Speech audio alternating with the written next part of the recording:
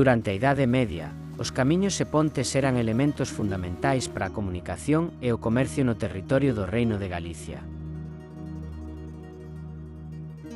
Entre estas rutas destacaba o chamado Camiño Inglés, utilizado por peregrinos que chegaban por mar desde o norte de Europa. Un dos puntos estratéxicos deste itinerario era a Ponte do Burgo, que permitía cruzar o río e continuar cara a Santiago.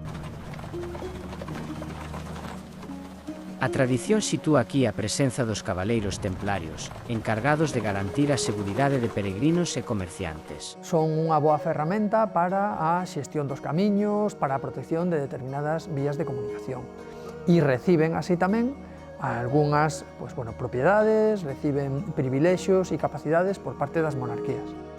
Controlar este paso significaba controlar o movemento de persoas e mercancías. Co tempo, diversificaron enormemente os recursos. E, de feito, chegan a ser prestamistas ou prestatarios para algunhas das grandes monarquías, como a monarquía francesa, e chegan a ser unha orde cun enorme patrimonio, tanto inmobiliario como contante no económico.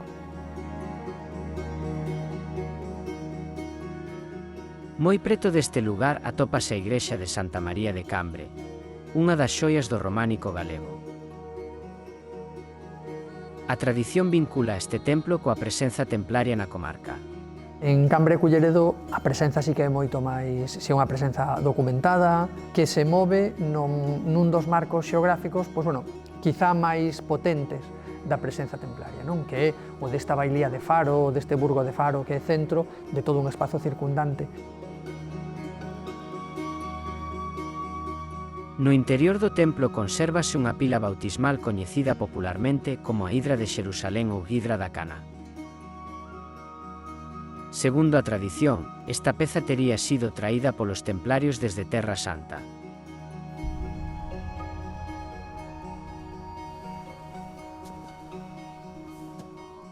Historia e tradición mestúranse así nun lugar que formou parte das rutas medievais que atravesaban o antigo Reino de Galicia.